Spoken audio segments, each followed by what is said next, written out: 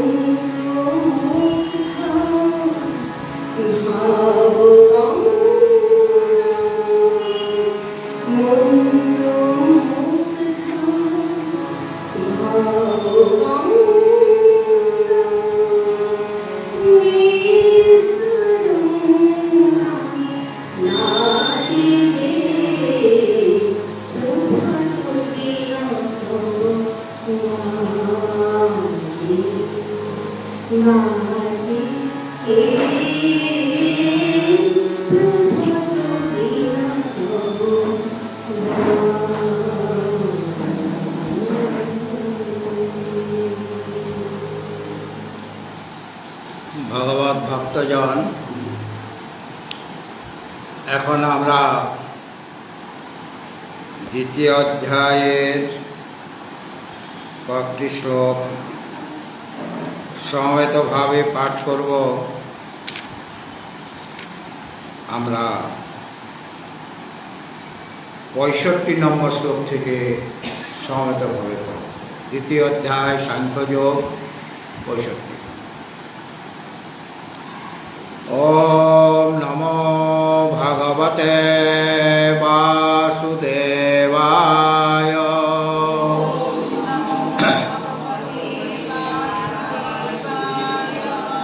अथ श्रीमद्भगवद्गीता प्रारभ्यते।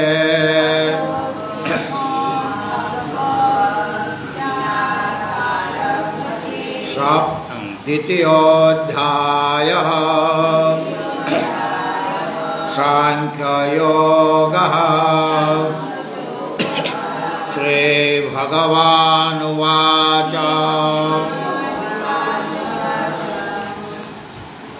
पश्यति प्रसादे सर्वदुःखानां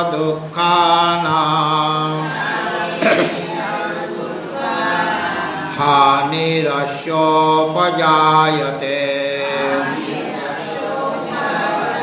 प्रसन्ना चेतसो यासो बुद्धिपर्यवतिष्ठते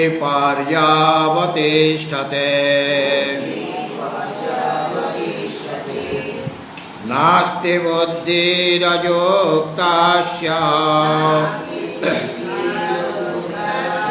न चायुक्तस्य भावना न चा भावयतः शान्ति शान्तस्य कुतः सुखम् इन्द्रियाणां हि चरताम् यन्मनो न विधीयते तदस्य हरति प्रज्ञाम् वायुर्नावमिवाम्भसि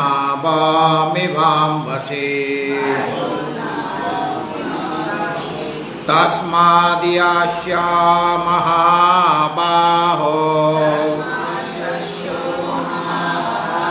निगृहीतानि सर्वशः इन्द्रियाणीन्द्रियार्थेभ्यः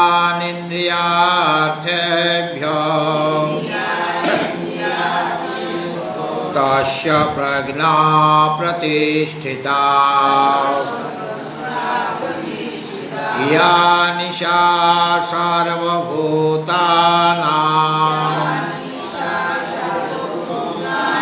तस्यां जागर्ति संयमे यस्यां जागृति भूतानि सा निशा पश्यतो मुनेः।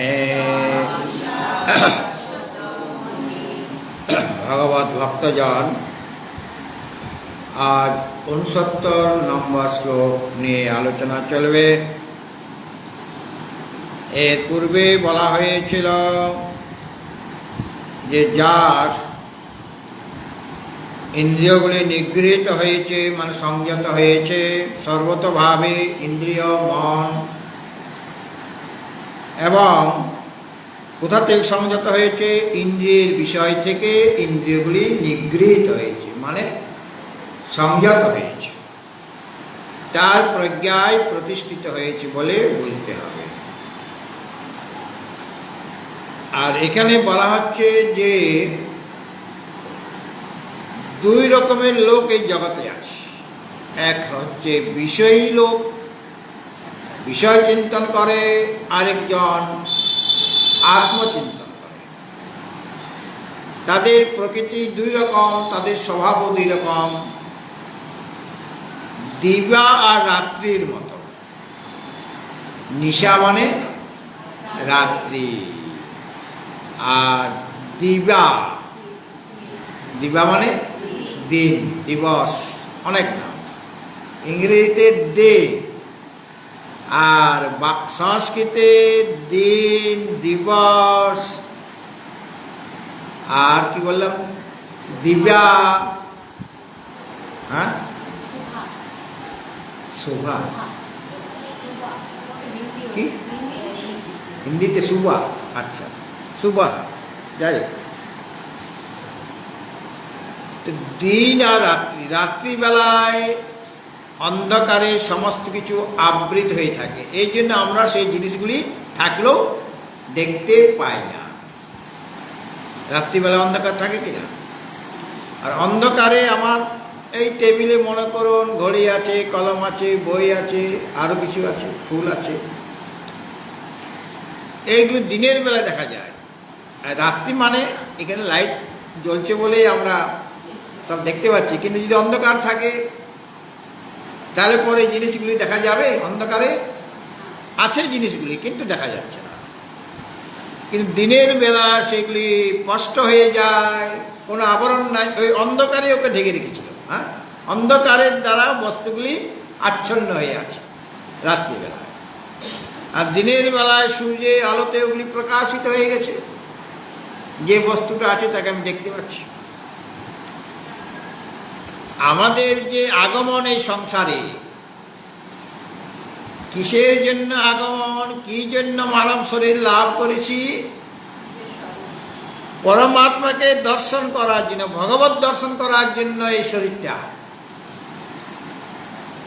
কিন্তু আমরা অজ্ঞান অন্ধকারে যদি থাকি, ভগবান তো সর্বত্র রয়েছেন, সমস্ত প্রাণীর মধ্যে রয়েছেন, সকলের হৃদয় দেশে রয়েছেন, সমস্ত কিছুকে ব্যক্ত করে রয়েছেন। এমন কোনো জায়গা খুঁজে পাওয়া যাবে না যেখানে তিনি নেই। অথচ দেখতে পাচ্ছি না ভগবানকে। কেউ দেখতে পাচ্ছি এখানে? তোমাকে যেমন দেখতে পাচ্ছি, ওনাকে দেখতে পাচ্ছি, ভগবান ভগবান এখানে আছে কিনা? আছে তো, কিন্তু দেখতে পাচ্ছি কই? তাহলে আমাদের কাছে এটা অন্ধকার হয়ে গেল না, রাত্রি হয়ে গেল কিনা? আমি তাকে দেখতে পাচ্ছি না, যদিও তিনি আছেন, তথাপি দেখা যাচ্ছে। আজ যদি আমার জ্ঞান থাকে, জ্ঞানালোক থাকে, তাহলে সেই শ্রী ভগবানকে দেখা যাবে, জ্ঞানের আলোকে দেখা যাবে, তাকে আত্মদর্শন করা যাবে, আত্মসাক্ষাৎ করা হবে কিনা? সেইটাই সুন্দর দৃষ্টান্ত দিয়ে বোঝাচ্ছে। দুই রকমের প্রাণী আছে, একটা হলো কাক, আরেকটা হলো পেঁচা। এদিকে তাকাও, কাক আর পেঁচা। কাক দিনের বেলায় দেখতে পায়, পেঁচা রাত্রিবেলায় দেখতে পায়।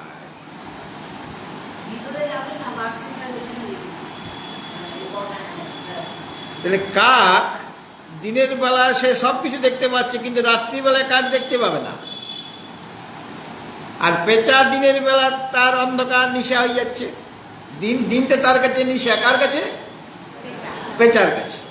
দিনের বেলা সে কিছু দেখতে পাচ্ছে না, আর রাত্রিবেলা হলে ওর চোখ থেকে লাইট বেরিয়ে আসবে, আলো বেরিয়ে আসবে। হ্যাঁ, আবার কিছু কিছু আছে দিনের বেলাও দেখে, রাত্রিবেলাও দেখে। কুকুর বিড়াল, তাদের চোখ থেকে মানে যেন মনে হচ্ছে লাইট জ্বলছে, টর্চ জ্বলছে, এরকম মনে হয় কিনা? রাত্রিবেলাতেও তারা দেখতে পায়। তো কাক আর পেঁচার দৃষ্টান্তটা নেয়। তো কাক দিনের বেলায় দেখে, রাত্রিবেলায় দেখতে পায় না। এই জন্য কাক দিনের বেলায় পেঁচাকে খুব জ্বালাতন করে, সে দেখতে পাবে না। আর পেঁচা তো জানে কাকের কাজ এটা, আমাকে জ্বালাতন করছে। সে যখন রাত্রি আসবে, কাক দেখতে পাবে না, তখন তাকে জ্বালাতন করবে, করে কিনা? পেঁচা তখন কাককে জ্বালাতন করবে, কারণ কাক তো তখন দেখতে পাবে না। এখানে বলছেন, শ্লোকটি আরেকবার আমরা পড়ে নেব। ইয়া নিশা সর্বভূতানাং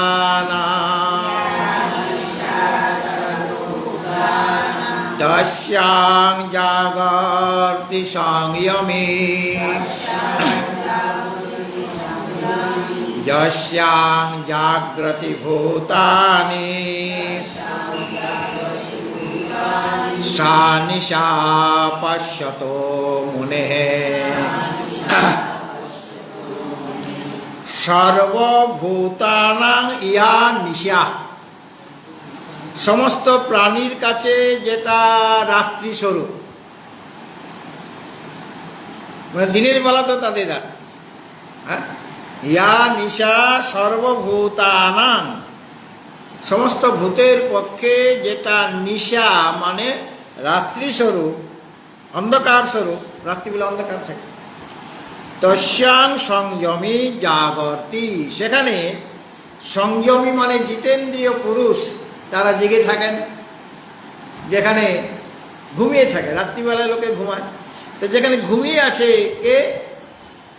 সাধারণ প্রাণী, মানে মানবিকতায় ধরে নেয়, সেই জায়গাতে সংযমী পুরুষ তারা জেগে থাকেন, তাদের কাছে ওটা দিন। আর যস্যাং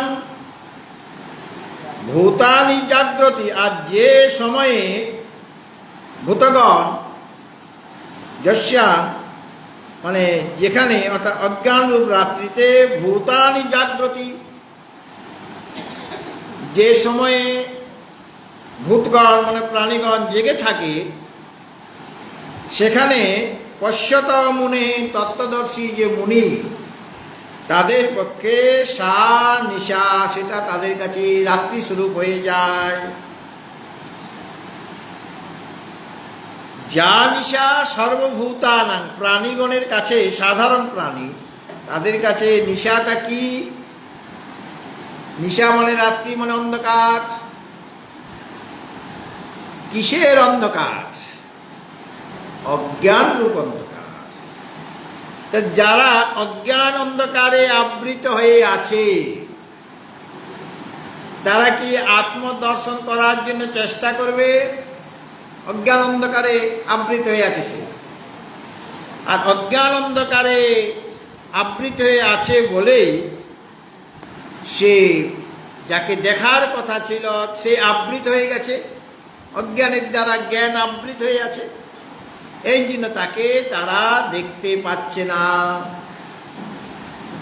বা ওই বিষয়ে তাদের কোনো চিন্তা ভাবনাই নেই, ওই বিষয়ে তারা নিদ্রিত। রাত্রিবেলায় যেমন লোকে নিদ্রা যায়, সেরকম ওই আত্ম বিষয়ে তারা নিদ্রিত হয়ে আছে, কেননা ওটা তাদের কাছে রাত্রি স্বরূপ। ওই বিষয়ে তারা চিন্তা ভাবনা করছে না, আত্মচিন্তন করছে না। তাহলে প্রাণীগণের কাছে আত্ম বিষয়ক যে বুদ্ধি সেটা নাই, যেহেতু তারা অজ্ঞান অন্ধকারের মধ্যে রয়েছে, এই জন্য তারা আত্মচিন্তন ওই সময় করছে না, সেই বিষয়ে তারা নিদ্রিত। ওই বিষয়ে নিদ্রিত মানে ওই বিষয়ে তারা কোনো কাজ করছে না। আর সেখানে তস্যাং জাগর্তি সংযমী, সেই নিশা কালে ওদের যেটা নিশা, সেখানে সংযমী মানে সংযমচিত্ত পুরুষ, বিবেকশীল পুরুষ সেখানে জেগে থাকেন, মানে তদ বিষয়ে চিন্তন করেন, আত্মবিষয়ে ওরা চিন্তন করেন। কারা? যারা সংযমী পুরুষ। আর যারা অসংযমী, এই যে বলা হচ্ছে যা ইয়া নিশা সর্বভূতানাং, যেটা সমস্ত ভূতের কাছে, প্রাণীর কাছে নিশা স্বরূপ। কোন রকম প্রাণী, কোন ধরনের প্রাণী? যারা অসংযমী। এখানে ভূত বলতে যদিও প্রাণীগণকে বোঝায়, কিন্তু এখানে মানুষকে বুঝে নিতে, কারণ মানুষের জন্য ভগবান উপদেশ দিচ্ছেন এখানে। হ্যাঁ, তো যে সমস্ত অজ্ঞ জীবের কাছে যেটা নিশা মানে আত্মচিন্তনে পরাণমুখ, সেই বিষয়ে তারা নিদ্রিত হয়ে আছে। আর ওই বিষয়ে যেটা প্রাণীগণের কাছে নিশাস্বরূপ হয়েছিল, যেখানে নিদ্রা যাচ্ছে, তারা ওই কথা ভাবছে না, আত্মার কথা ভাবছে না, সেখানে সংযমী মানে সংযত চিত্ত পুরুষ সেখানে জেগে আছেন, মানে তৎ বিষয়ে তারা চিন্তন করছেন, আলোচনা করছেন, তৎ বিষয়ে শ্রবণ করছেন, মনন করছেন, নিধিধ্যাসন করছেন, মানে জেগে আছে। সেটা তাদের কাছে দিবা হয়ে গেল কিনা। আর ওই অজ্ঞান অন্ধকার তাদের কেটে যাবে, দিনের মধ্যে আছে, মানে সেখানে তিনি জেগে আছেন, মানে তৎ বিষয়ে তিনি চিন্তন করছেন, আলোচনা করছেন, বিচার করছেন। আর যস্যাং জাগ্রতি ভূতানি, যেখানে প্রাণীগণ মানে অসংযত অসংযমী যে পুরুষ জেগে আছে, কোন বিষয়ে অসংযমী পুরুষ জেগে থাকে? বিষয় চিন্তা। হ্যাঁ, শব্দ স্পর্শ রূপ রস গন্ধ ইত্যাদি বিষয়ে তারা সদা জাগ্রত। কিভাবে ওই বিষয়গুলি সংগ্রহ করা যাবে, কিভাবে বিষয় ভোগ করা যাবে, সেই বিষয়ে তারা জেগে আছে। কিন্তু ওখানেই সা নিশা পশ্যত মনে, তত্ত্বদর্শী মুনির কাছে ওটা নিশা স্বরূপ, ওই বিষয়ে তারা নিদ্রিত থাকে, মানে বিষয় চিন্তন তারা করছে না। একজন বিষয় চিন্তনে মগ্ন এক ধরনের মানুষ, আরেক ধরনের তারাও মানুষ, তারা আত্মচিন্তনে মগ্ন। কাজেই আত্মচিন্তনের ক্ষেত্রে অজ্ঞ পুরুষের কাছে ওটা নিশা স্বরূপ হয়ে যাচ্ছে, সেখানে তারা তাদের কাছে নিশা মানে সেখানে তারা নিদ্রিত হয়ে যাচ্ছে, সেই চিন্তা করছে না, বা আত্মাকে লাভ করার কোনো প্রয়াসই করছে না। সেখানে সংযমী পুরুষ সেই বিষয়ে সদা জাগ্রত হয়ে আছে কিনা। অর্থাৎ যেখানে অজ্ঞ পুরুষের কাছে যেটা নিশাস্বরূপ হয়েছিল, সেখানে সংযমী পুরুষের কাছে ওটা দিবাস্বরূপ হয়ে গেল, সেই বিষয়ে তারা সদা জাগ্রত হয়ে আছে, মানে তৎ বিষয়ে তারা আলোচনা করছে, আত্মচিন্তন করছে। আর যেখানে অজ্ঞজীব বা অসংযত চিত্ত পুরুষ জেগে আছে, বিষয় চিন্তনে মগ্ন হয়ে আছে, বিষয় লাভ করার নানা রকম বিচার যুক্তি তাদের আছে, বুদ্ধি আছে, বৈষয়িক বুদ্ধি আছে, এবং ওই বিষয়ে যারা তত্ত্বদর্শী মুনি, ওইটা তাদের কাছে নিশাস্বরূপ হয়ে যায়, সেই বিষয়ে তারা চিন্তাই করে না। তাহলে সেটা রাত্রির মতো হয়ে গেল, ওই বিষয়ে তারা নিদ্রিত। কিন্তু যেখানে জাগ্রত থাকার কথা, সেখানে তারা জাগ্রত হয়ে আছে। আমরা পুরুষার্থ করি, সকলকে পুরুষার্থ করতে হয়, পরিশ্রম করতে হয়, কিন্তু পুরুষার্থ কোথায় করছি? যেখানে পুরুষার্থ করার প্রয়োজন ছিল না, সেখানে আমরা পুরুষার্থ করছি না, এরকম পরিশ্রম করছি সেই বস্তুগুলিকে লাভ করার জন্য। কিন্তু যেখানে পুরুষার্থ করার দরকার ছিল, সেখানে আমরা পুরুষার্থ করছি না।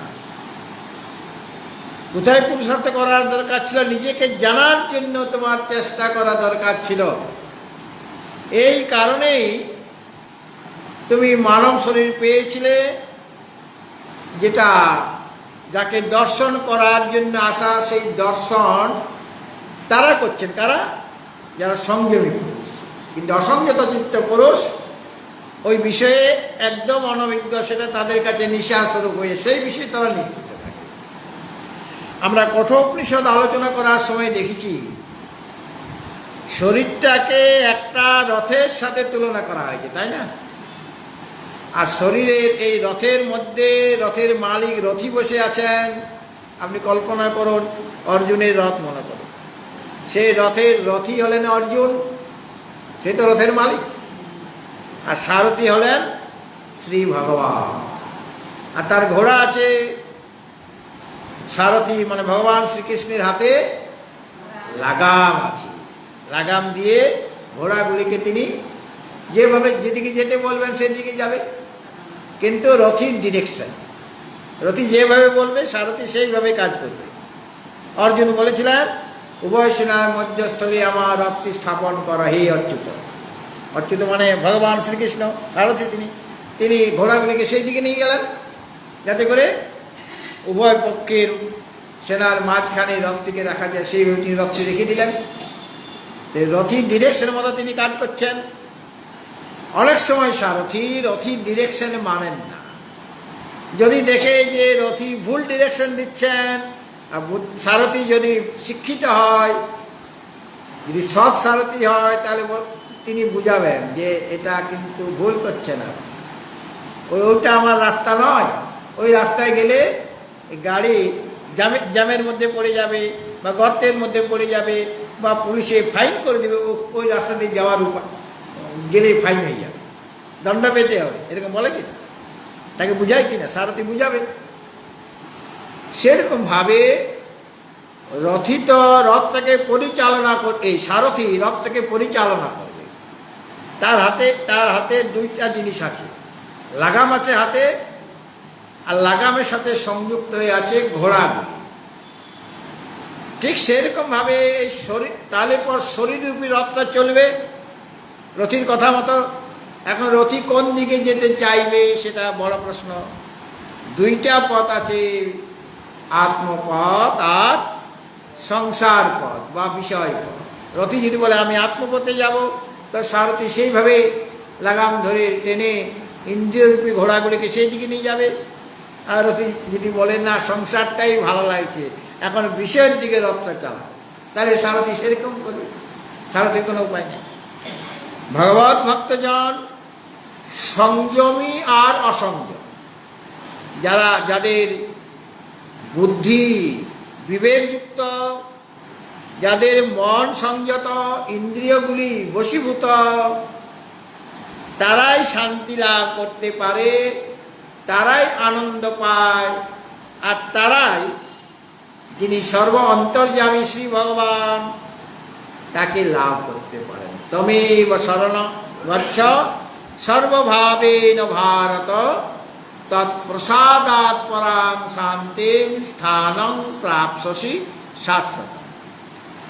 মানে ইন্দ্রিয়ের সংযম না হলে, মন শুদ্ধ না হলে আমরা আমাদের লক্ষ্যের দিকে এগোতে পারি না, এটা শাস্ত্র বারবার বলছেন। এই জন্য মন মুকুর, মুকুর মানে দর্পণ, আয়না। মন মুকুরকে সবসময় পরিষ্কার করতে হবে। হ্যাঁ, ঈশোপনিষদের যে প্রথম মন্ত্রটা জানো তো, খুব প্রসিদ্ধ মন্ত্র। ঈশাবাস্যমিদং সর্বং যৎকিঞ্চ জগত্যাং জগৎ তেন ত্যক্তেন ভুঞ্জেথা মা গৃধা কস্যচিৎ ধনম। এই জগতে যা কিছু আছে, জগৎ, এই জগতে যা কিছু, জগৎ মানে চঞ্চল পদার্থ আছে, অস্থির পদার্থ আছে, যেগুলির পেছনে আমরা ছুটছি না, সেগুলি অস্থির সব। ধরতে চাইলে ধরা যায় না, তার নাম সংসার। হ্যাঁ, যাকে তুমি ধরতে চাইছো কিন্তু ধরতে পারছো না, পিছলে পিছলে পালিয়ে যাচ্ছে, হ্যাঁ, তার নাম সংসার। আমি চেয়েছিলাম আমি আমার যৌবনকে ধরে রাখবো, ধরে রাখতে পারলাম, দাঁতগুলি তো ভেঙে গেল, চুল পেকে গেল, চোখে চশমা। আগে ভগবানের দুইটা চোখ দিয়ে দেখছিলাম, ভগবানের চোখ, হ্যাঁ, যেটা দিয়েছিলাম। তারপরে চশমা আসলো, চারটা চোখ হলো, তারপরে ক্যাটারাক্ট হয়ে গেল, তাহলে আরো দুইটা চশমা লাগিয়ে দিল চোখের ভিতরে, লেন্স লাগায় না, ওটা চশমাই তো লাগিয়ে দিল ভিতরে। তাহলে কটা চোখে আপনি দেখছেন এখন? 6টা চোখ। দুটা ভগবানের চোখ, দুইটা ভিসার চোখ, ভিসা, দুইটা লেন্স লাগিয়ে দিয়েছে। তারপরে চশমার দোকানওয়ালা চশমা লাগিয়ে দিয়েছে। 6টা চোখ হলো কিনা? তো 6টা চোখ হওয়ার পরেও দেখছি ঝাপসা লাগে। তার মানে আমার শরীরটা কীরকমভাবে ধীরে ধীরে জীর্ণ হয়ে যাচ্ছে।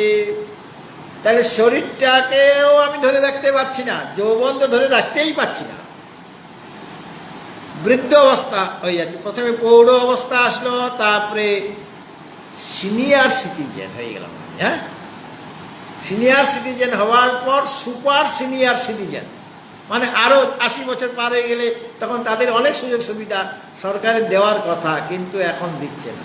এই লকডাউনে অনেক ঝামেলা হয়ে গেছে আমাদের। হ্যাঁ, ট্রেনে যেতে গেলে আমাদের অনেক ডিসকাউন্ট দেওয়া হয় ভাড়াতে। হ্যাঁ, বন্ধ হয়ে গেছে, এখন ওটা আবার চালু করবে, এরকম শুনছি, এখনো চালু হয়নি। সুতরাং যেটাকে ধরতে চাইলে ধরা যায় না সেটা সংসার, আর আমরা ছুটছি কোন দিকে? সংসারের দিকে, যেটা ধরতে পারবো না কোনোদিন। আমার হাত থেকে পিছলে পিছলে চলে যাবে। কত প্রিয়জন আমার ছিল, সবাই কি আছে? সবাইকে আমি ধরে রাখতে পেরেছি? কত রকমের চিকিৎসা ইত্যাদি করা হলো, তবু সে চলে গেল। অপ্রিয়জনও যাচ্ছে যেমন, প্রিয়জনও চলে যাচ্ছে। আর একদিন আমাকেও চলে যেতে হবে। আমি যেতে চাইছি না, কিন্তু আমাকে ঠেলে নিয়ে যাচ্ছে, টানছে একজন, যমরাজ। ওই যে দেখুন ফটো আছে না, মূর্তি আছে ওইদিকে পেছন দিকে, যমরাজ টেনে নিয়ে টেনে নিচ্ছে, সবসময় টানছে আর কি। মানে কোনো বস্তুকে আমি ধরে রাখতে পারছি না, এটাই হলো সংসার বা বিষয়। তো ওখানে ঈশোপনিষদে বলা হলো যে জগতে যা কিছু অস্থির পদার্থ, যেগুলি পেলে তোমার শান্তি হবে না, সেইগুলিকে পরমেশ্বরের সত্তার দ্বারা ওই সত্তাগুলিকে ঢেকে দাও। টেবিলে অনেক জিনিস আছে, একটা সাদা কাপড় দিয়ে যদি ঢেকে দিই, কি দেখবো? এখন কাপড়টা দেখবো। এই জিনিসগুলি থাকলেও দেখতে পাবো কি? কেননা বস্ত্রের দ্বারা আবৃত হয়ে আছে। তাহলে পর সর্বত্র বস্ত্র দর্শন করছি, সেরকম পরমেশ্বরের সত্তার দ্বারা যদি জগতে সত্তাকে আবৃত করে দেওয়া হয় তাহলে কি দেখব? পরমেশ্বরকে দেখব। অর্থাৎ সর্বত্র আত্মদর্শন করতে হবে। তার জন্য কি চায়? তেন ত্যক্তেন ভুঞ্জিথা, ত্যাগের দ্বারা। যেহেতু সর্বত্র আত্মদর্শন করতে হবে, এই জন্য ত্যাগের দ্বারা তুমি তোমার আত্মাকে পালন করো, রক্ষা করো। মানে আত্মা স্বরূপকে অবগত হও। ত্যাগ ছাড়া এটা পাওয়া যাবে না। এই আত্মা দৃষ্টি সর্বত্র হবে না। মা গৃধ কশ্যসি ধনং, কারো ধনে তুমি লোভ করো না। ওখানে ভাষ্যে আচার্য শঙ্কর একটা সুন্দর দৃষ্টান্ত দিয়েছেন। তিনি বলছেন যে একটা চন্দন কাঠ কত দাম জানো? এইটুকু চন্দন কাঠের দাম 400-500 টাকা। হ্যাঁ, এই জন্য চন্দন গুঁড়ার এত রমরমা বাজার এখন। হ্যাঁ, চন্দন গুঁড়ার দাম কম কেন? ওটা কেমিক্যাল পদার্থ আছে, রাসায়নিক পদার্থ আছে। যদি বারে বারে টিকা লাগান না এখানে, এখানে ঘা হয়ে যাবে। হলুদ চন্দনটা আছে না, ওটা কেমিক্যাল। চন্দন সামান্য একটু আছে, চন্দনের গন্ধটা একটু দিয়ে দিয়েছে, কিন্তু রাসায়নিক পদার্থ আছে। এই জন্য ওই হলুদ চন্দনটা লাগালে না, সেটা তুলতেও অনেক সময় লাগবে, কেননা একদম বসে যাবে। আর প্রতিদিন ব্যবহার করলে ওইখানটা ঘা হয়ে যায়। যেমন মায়েদের সিঁদুর লাগাতে লাগাতে অনেক সময় সাদা হয়ে যায় দাগ, কেন সিঁদুরটাও আসল সিঁদুরে দাগ হবে না। কিন্তু এখন বাজারে নকল সিঁদুর বেরিয়ে গেছে, সেখানেও কেমিক্যাল ঢোকানো হচ্ছে, ঝকঝক করবে সিঁদুরটা। এই জন্য মায়েরাও জানে সিঁদুর পরতে গেলে টিপ লাগিয়ে দেবো, সিঁদুর লাগাবো না, কারণ নকল সিঁদুরগুলি দাগ হয়ে যাবে কপালটায়। হ্যাঁ, চিপে দাগ হয়ে যায়, লে বাবা, কারণ সেখানেও ব্যাপার আছে, সেখানেও ভেজাল। আঠাটা যাই হোক। তাহলে দেখুন, চন্দন কাঠ অত্যন্ত মূল্যবান, তার একটা সুগন্ধ থাকে স্বাভাবিক। সেই চন্দন কাঠটা অনেক দিন যাবৎ আপনি ব্যবহার করেননি, মানে বাইরে ছিলেন, আর মানে তার যাবার দিন পর্যন্ত আপনি সকালে ওটা ব্যবহার করেছেন। চন্দন কুলি আছে আপনার, আছে তো চন্দনের কুলি, সেটাতে জল দিয়ে আগে চন্দন কুলিটা ধুতে হবে, চন্দনের কাঠটাও ধুতে হবে, তারপরে একটু জল দিয়ে ওটা ঘষতে হবে। সেদিন আপনার তাড়াহুড়ো ছিল, 2টার সময় ফ্লাইট, কাজে সকালবেলা সব কাজগুলি আবার রান্না বান্না করে খেয়েও যেতে হবে। হ্যাঁ, খুব তাড়াহুড়ো আছে, কাজে চন্দন কাঠটা তুলে রাখতে ভুলে গেছেন।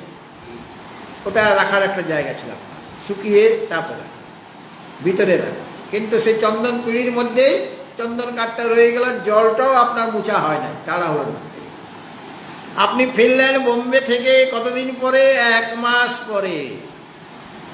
তারপরে দেখছেন ঠাকুর ঘরে গিয়েছেন, দেখছেন চন্দন কাঠের উপরে শ্যাওলা পড়ে গেছে, কালো, এই সাদা চন্দন কাঠটা কালো হয়ে গেছে, মানে ওই যে শ্যাওলা পড়ে না, ফেঙ্গাস, ধুলো বালি লেগে গেছে। জানলাটা তো বন্ধ করতে ভুলে গেছিলেন। তো আমাদের মানে বায়ুমণ্ডলের মধ্যে ধূলিকণা আছে কি না? নাকে ঢুকে তো, নাকি এখন ঢুকতে পারে না, ওই যে মুখোশটা পরে না, এতে করে কম ঢুকে আর কি মুখোশ। হ্যাঁ, এখন আমরা সবাই ওইরকম হয়ে গেছে আর কি, এই জন্য মুখোশ পরাচ্ছে।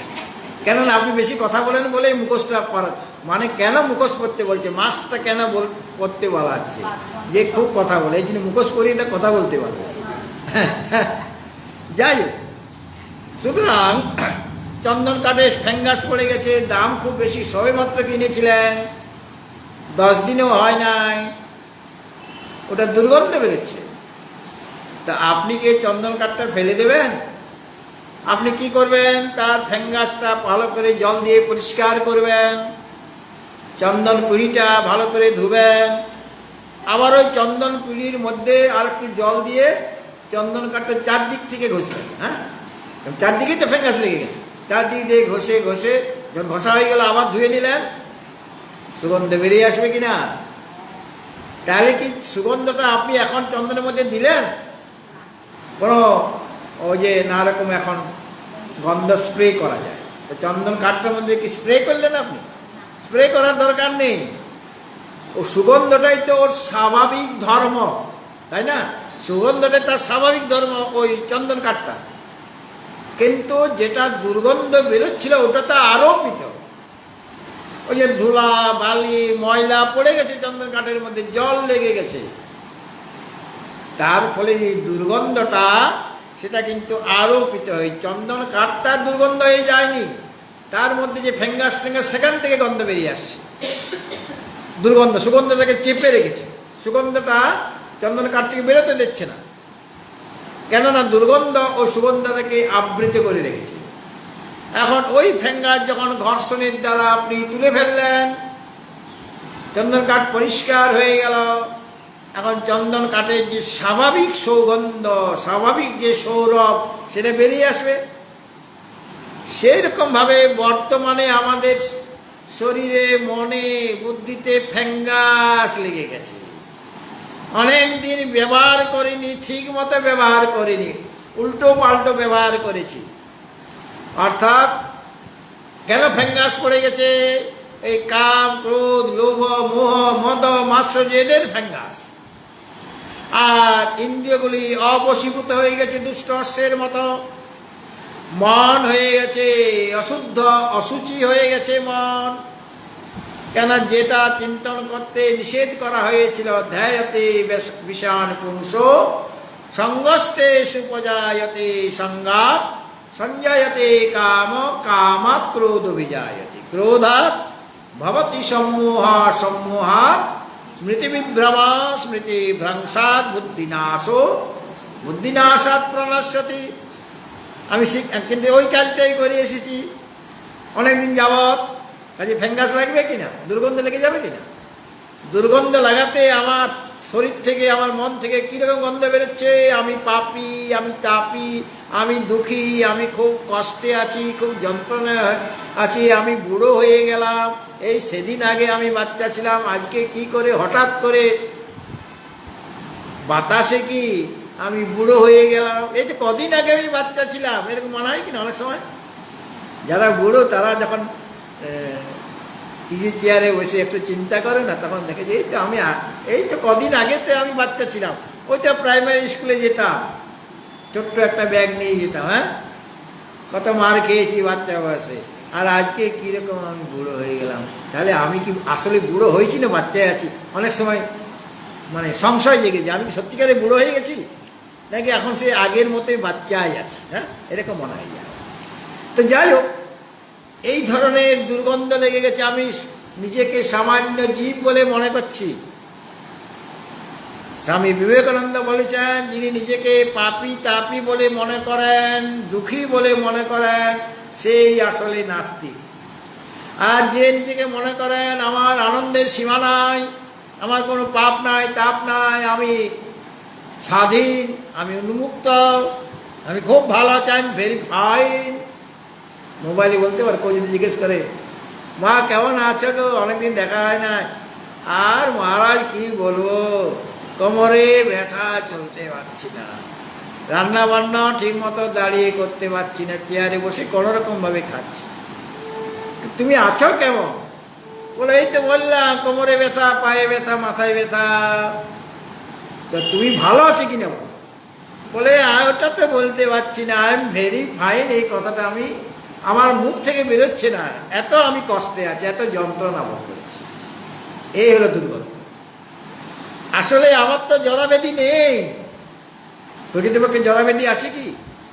আমার তো এই কোনো প্রকার দুঃখ নেই, আমি কোনো সীমাবদ্ধ নই, আমি তো সত্যম জ্ঞানম অনন্ত, আমি সত্যস্বরূপ, আমি জ্ঞান স্বরূপ, আমি অনন্ত স্বরূপ, আমি তিন কালে আছি, এই জন্য আমি সত্য, তিন কালে আমি আছি।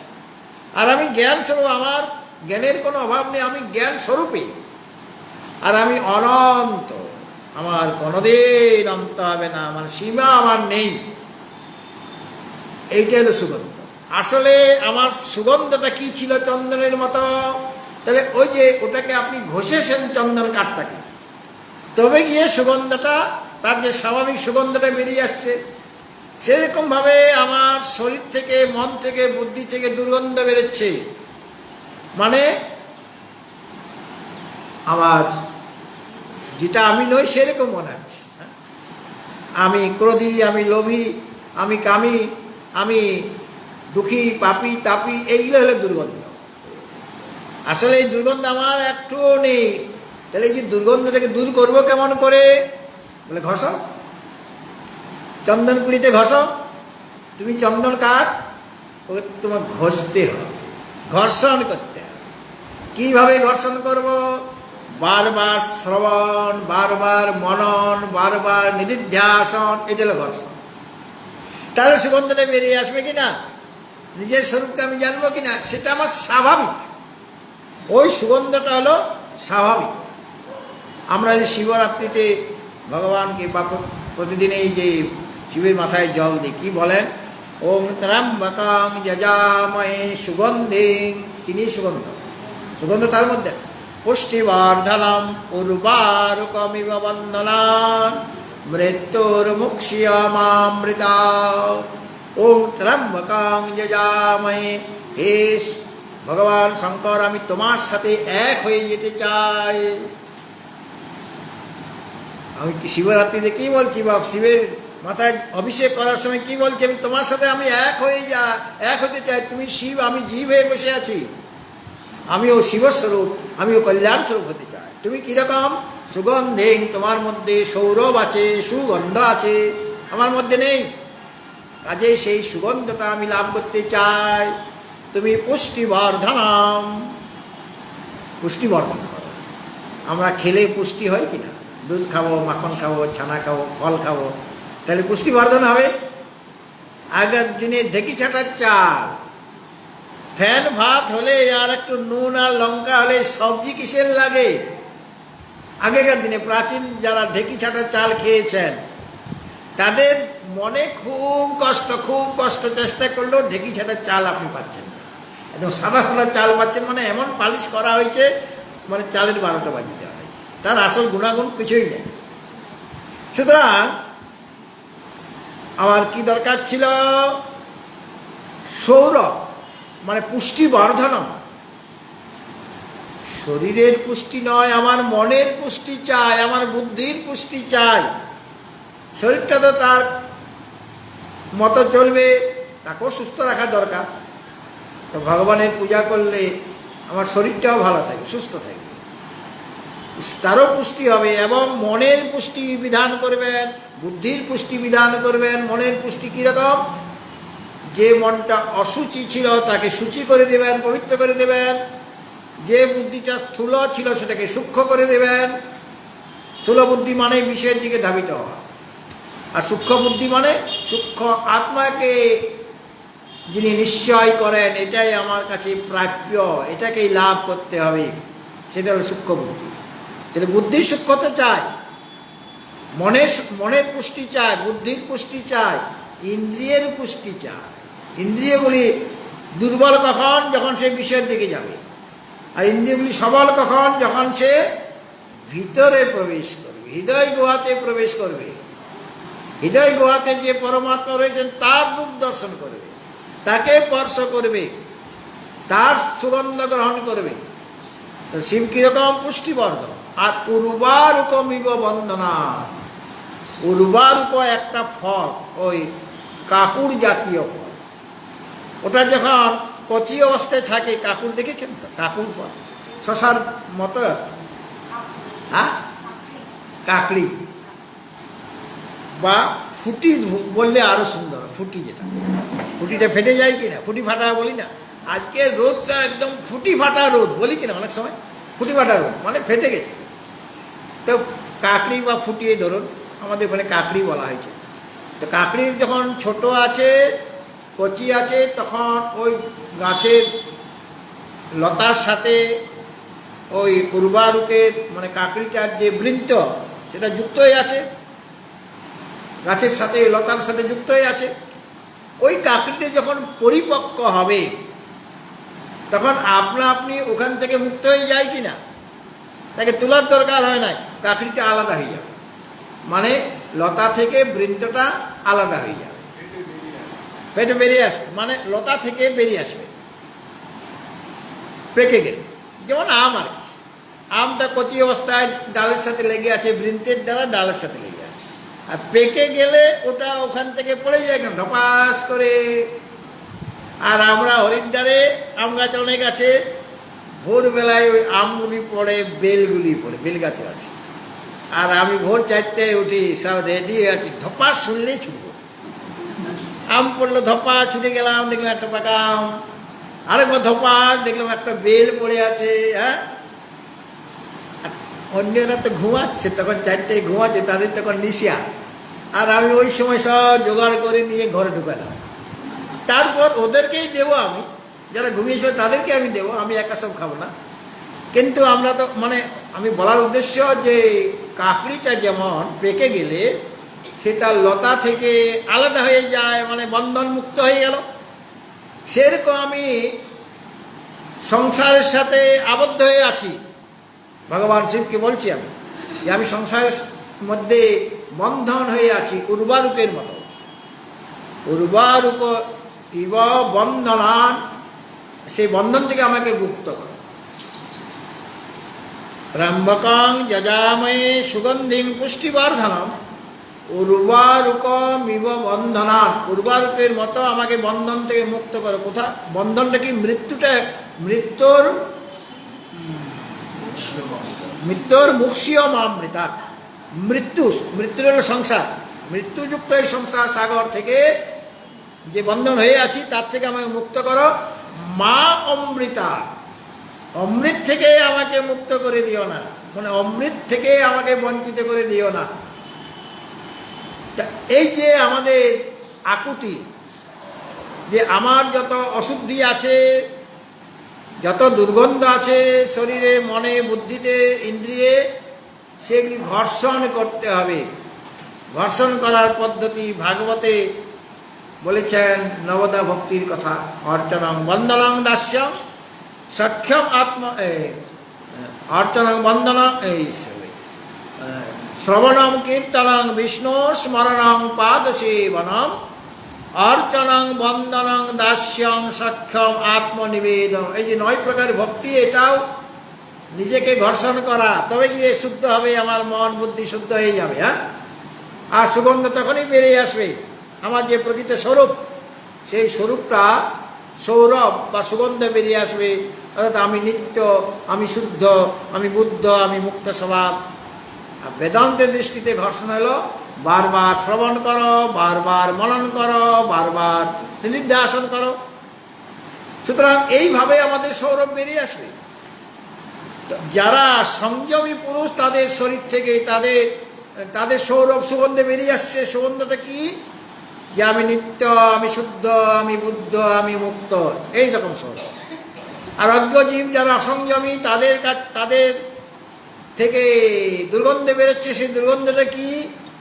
যে আমি অনিত্য, আমি অশুদ্ধ, আমি পাপী তাপী, এইরকম দুর্গন্ধ বেরোচ্ছে, যেটা তার স্বরূপ নয়, মানে ফ্যাঙ্গাস লেগে গিয়েছে। কাজেই তোমাকেও সংযমী হতে হবে, বুদ্ধিকে বিবেকযুক্ত করতে হবে, মনকে সংযত করতে হবে, আর ইন্দ্রিয়গুলিকে বশীভূত করতে হবে। আর এইগুলি করার জন্য একজনের আশ্রয় নেওয়া দরকার। তিনি কে? যিনি জগতের মালিক, জগন্নাথ, যিনি সমস্ত প্রাণীর হৃদয়ে রয়েছেন। ঈশ্বর সর্বভূতানাং হৃদ্দেশের তিষ্ঠতি ভ্রাময়ন সর্বভূতানি যন্ত্রা রূঢ়ানি মায়া। এমন যে সমস্ত প্রাণীর হৃদয়ে অন্তর্যামী রূপে যিনি বসে রয়েছেন।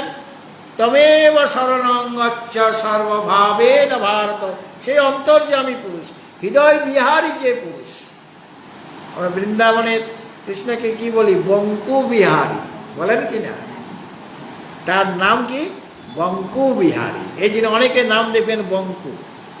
বঙ্কু মানে বৃন্দাবনে গেছিল তার দিদা বা ঠাকুমা, এসে দেখেছে একটি বাচ্চা হয়েছে, নাম দিয়ে দিল বঙ্কু বিহারী।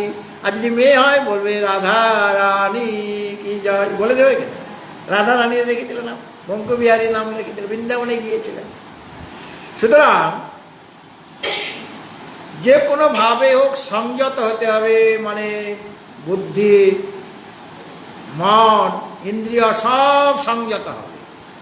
আর সংযত হলেই তখন তার কাছে সব সময় দিবা নিশা থাকবে না, অর্থাৎ বিষয় চিন্তন তাদের মন থেকে দূর হয়ে যাবে। কেবল নিজের চিন্তন, নিজের স্বরূপের চিন্তন, ওইটাই তার কাছে দিবা, ওই বিষয়ে সর্বদা সে জেগে থাকে। আর অসংযমী পুরুষ, তাদের কাছে ওই যেখানে চিন্তা করা উচিত ছিল, যার দর্শন করা উচিত ছিল, সেটা তাদের কাছে নিশাস্বরূপ হয়ে যায়। আর সংযমী পুরুষের কাছে ওটা, ওখানে তিনি জেগে থাকেন, সেই বিষয়ে তৎপর হয়ে থাকেন তাকে লাভ করার। আর যেখানে অজ্ঞ জীব বা অসংযমী জীব যে বিষয়ে জেগে থাকে বিষয় লাভ করার জন্য, সেই বিষয়ে সংযমী পুরুষ বা তত্ত্বদর্শী মুনিগণ তারা সেই বিষয়ে ঘুমিয়ে থাকে, মানে সেই বিষয়ে চিন্তন তারা করে না। বিষয় যেটুকু আমার পাওয়া দরকার আপনা আপনি প্রারব্ধ কর্মবশত আমার কাছে এসে উপস্থিত হয়। ভগবত ভক্তজন,